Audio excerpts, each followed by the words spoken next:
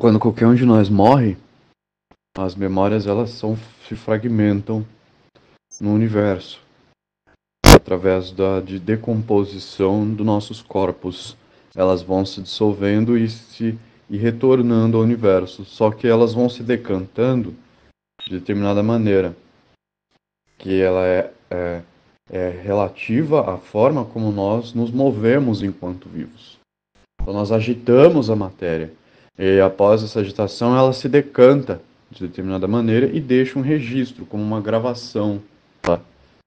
Então, quando você passa o dedo na areia, assim, você deixa uma gravação. E aí depois, mesmo espírito vai animar essa matéria que vai gerar novos corpos, novas consciências. Essas novas consciências, então, elas passam a recordar dessas memórias a partir do momento em que elas começam a reconstruir a sua alma. Aos poucos, ela vai conseguindo, então, fazer a reconexão dos símbolos que ficaram registrados nos signos da matéria. E aos poucos, uma pessoa que nasce consegue, então, restaurar essa consciência búdica. Assim, uma consciência que consegue atravessar a percepção individual. Ela consegue atravessar os corpos.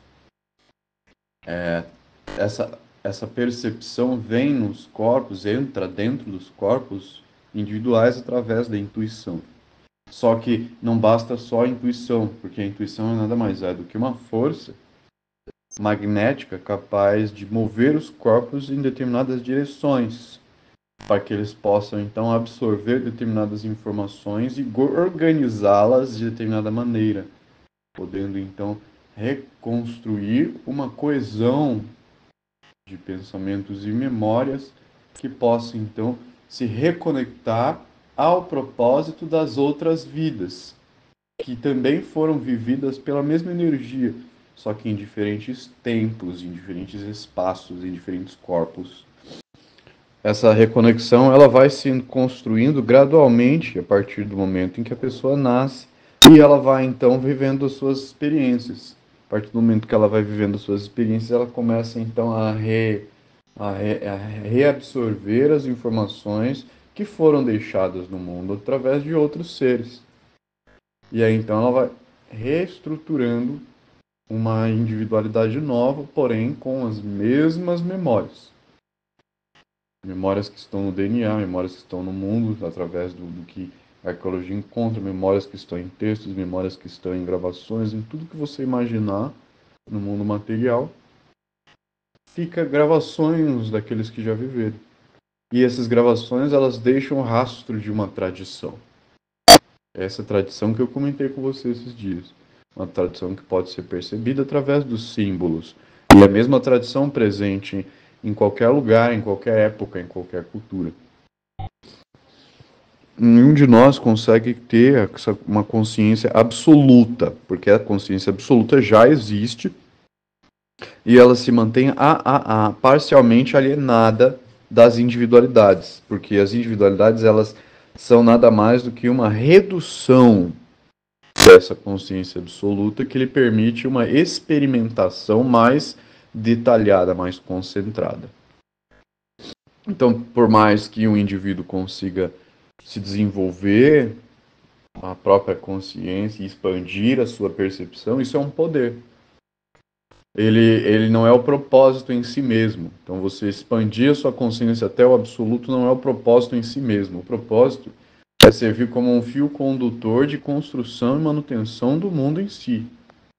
Então, nós, como frações do absoluto aqui, temos essa função de servir como meio de manifestação do absoluto na matéria, servindo então de centros de ordenação, centros que promovem a coesão da matéria em prol de uma consciência viva. É basicamente isso, porque a matéria é energia, e essa energia ela também é o espírito. O que diferencia matéria e espírito é se se ela energia ela é onda ou partícula, se ela é sólida em ato ou sutil em potência. Então nada se cria, nada se destrói, as coisas simplesmente se transformam. Aquilo que parece ser uma destruição, por exemplo, a morte que dissolve os corpos, não é destruição pura. Ela, na verdade, é um processo de decomposição da substância que tem o propósito de produção de novos corpos. Então, o propósito não é para você pegar um corpo e evoluí-lo ao infinito. O propósito é você criar corpos que interagem entre si, formando um movimento harmônico, produzindo então beleza nesse movimento através da relação de diferentes corpos. Então o corpo ele nasce com um propósito, ele realiza o seu propósito e depois ele é dissolvido para cumprir seu propósito. E assim então ele cumpre o seu papel no movimento cósmico, participando desse movimento, não sendo o propósito central do movimento como um todo, mas servindo como um meio pelo qual o todo se realiza através de seus múltiplos movimentos. Exatamente. É o que a gente chama de árvore da vida. A árvore da vida são os caminhos deixados por essa tradição, que formam raízes e, por sua vez, formam árvores, formam ramos. Então ela vem, todas as tradições, todas, independente de onde venha, da época que venha, do lugar que venha, de quem venha, elas são todas provenientes de uma única semente. Por isso a própria filosofia africana já ensinava, por exemplo, no conceito de Ubuntu. Por exemplo, as crônicas do Rei Arthur e do Santo Graal, a demanda do Santo Graal. Então isso são mitos que não são puras ficções. Os mitos que surgem nas diferentes culturas, eles são como que arquivos de armazenamento de memória que estão compactados em símbolos. Então, devido à complexidade das memórias, elas precisam ser simplificadas em símbolos para que possa ser eficiente nesse processo de resgate. Porque conforme vai passando o tempo, as recordações elas vão se dissolvendo na memória, porque a matéria ela tem esse processo de deterioração natural que a gente observa através do símbolo da Ouroboros. Então ela está sempre devorando a si mesma, sempre se dissolvendo e retornando a seu estado substancial, seu estado original. Então, ao invés de armazenar-se os detalhes das memórias, a gente armazena através de mitos. Porque a gente até armazena os livros com os detalhes e tal. Só que essas memórias mais complexas, mais detalhadas e mais condizentes com a literalidade da vida, elas têm um limite de propagação no tempo. Uma estátua ela não vai durar para sempre, um livro não vai durar para sempre, entende?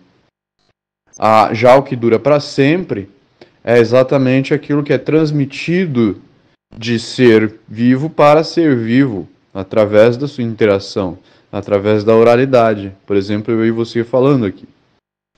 Só que essa oralidade ela vai se transformando conforme ela vai sendo transmitida.